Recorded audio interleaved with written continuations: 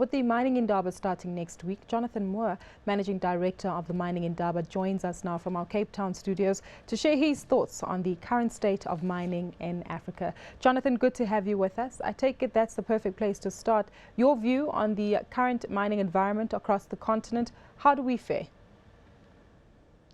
Hi, Gugu. Thank you so much for having me. The reality that we face right now is very much mixed. It's been obviously a challenging time for the sector, both on the continent but also globally. I think specific to the continent, there are some other challenges that have faced us, but within that, we see some very positive things. African economies have continued to diversify and are not solely reliant on natural resources as they have been in past secular down cycles. And so we anticipate that this year we'll start to see some percolations in various areas. Certain commodities will begin to outperform others, and certain jurisdictions and countries will certainly benefit from strong legislation.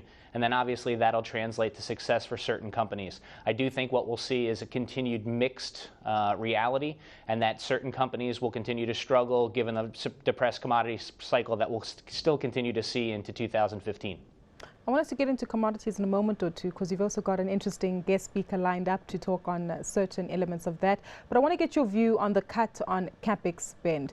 Many people viewing it as though mining companies are reacting in the appropriate manner, given the cycle that we are in regarding commodity prices, as you've alluded to. But some others are also concerned by the fact that this obviously shows a slowdown in investment, which is needed to boost African economies.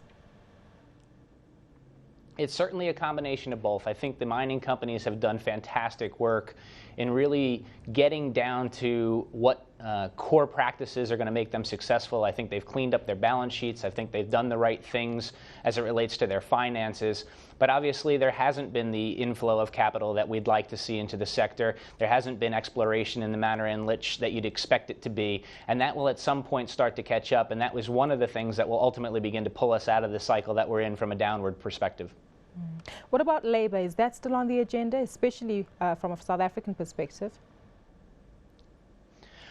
It's always a discussion on some level. I think it's nice that we're in this year's Indaba without a current activity going on. For the past 2 years, we've been in the throes of some fairly aggressive labor strife, first in the gold sector and then in the platinum sector. So I think it's good news for South Africa in particular that we've gotten through those, and hopefully that bodes well for us keeping a consistent tone going forward. You've also got an interesting lineup of speakers. The likes of Tony Blair will also be attending the function. Maybe if you can give us a sneak peek into what to expect next week. Yeah, I think this is by far our strongest lineup to date. As you mentioned, former UK Prime Minister Tony Blair will be on our agenda. We've got a series of very, very sophisticated mining company presentations that will be there. Jim O'Neill, former chairman of Goldman Sachs, will be there. Dambisa Moyo, who has graced our stage in the past, will also be there. So by far one of our strongest lineups. And the new wrinkle there is a much stronger voice from the investor, and so we'll have 3 very high-level panels that will feature the investor perspective and what investors are really seeing in the sector, both globally and on the continent. What do investors want? You've been handling the event for quite a number of years now, and I'm sure there's a consistent message. Is that message changing by any chance, especially with regard to the change in the mining cycle that we're in? I think the answer on that is that ultimately the investors that attend Indaba and the investors that are active in the cycle understand the mineral wealth and the opportunity here in Africa. I think they are savvy enough to then, through that, pick the opportunities that are best for their portfolios. And so at any given time, it might be where they're investing more and pushing more capital into the market, and at other points, they're smart enough to know that, hey, it's time to sit on the sidelines for a little bit until the cycle works itself out. Just on the cycle, I've read recently that you mentioned that the Arctic and Sub-Saharan Africa are underexplored and highly prospective mineralized regions. Should we be anticipating some kind of boost with regard to capex in this particular market, or in those geographic locations rather? Yeah, Sub-Saharan Africa continues to be a star performer with respect to growth. If you look at the World Bank rankings and how those economies have continued to grow over the past few years, it's been spectacular. I do anticipate that we'll start to see some pickup into 2015, and I think 2016 will be a very robust year.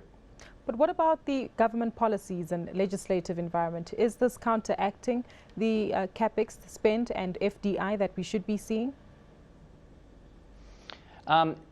It depends. I think the countries that are most successful and the countries that are garnering inflows of FDI are the ones that have consistent and transparent policies. So what investors really need is that consistency and transparency, and I think so long as that exists, they can feel comfortable about moving into a jurisdiction and putting capital to work. Is that the trend we're seeing across the rest of the continent? Again, varies from country to country. Certain countries have been very good at holding the course and staying on point. Again, that's in part supported by the fact that their economies continue to mature and are not solely reliant on the commodities sector. In other areas where countries are very still much one-dimensional as far as their economies, it's much harder for them to maintain policy in times of strife. Let's get on to commodities. What kind of panel discussions or updates can we expect to hear with regard to the current commodity cycle we're in? Yeah, so each year we have a full commodities outlook and review on the kickoff Monday of the Indaba, and we'll have that again this year. That'll feature a global panel on exploration trends and commodity trends that'll feature research experts. Then we'll have individual presentations on gold, platinum group metals, iron ore, copper, and so there really becomes this focal point at the beginning of the Indaba to lay the groundwork so that everyone understands the context of all the discussions that'll follow over the next 4 days. I'm not too sure if you've been speaking to CEOs ahead of the event taking place next week, but what's high on the agenda for them? What are the 3 concerns that they have highlighted for you? I haven't gotten too much from them. There's obviously a number of events that go on in and around outside the Indaba that aren't part of the main agenda that we put together as the organizers, and that's part of what makes Cape Town work at this time of year. So it all depends on which individual group is running a side event, around us at that given time. Just to close off with your view on making sure that plausible solutions or solutions that are able to be implemented actually come out from this event so that the Mining Indaba doesn't somehow turn into a talk shop. How do we ensure that this happens, Jonathan? Yeah, well, one of the things I think is always important to remember is that the Indaba is a platform to bring together investors, mining companies, and ministers to put foreign direct capital to work in the African value chain in the mining sector. Whilst we talk about issues of sustainability, we do it in the context of investing. And so there are other platforms, the Mining Lahotla that runs in the summer, for example, that address a broader spectrum of issues.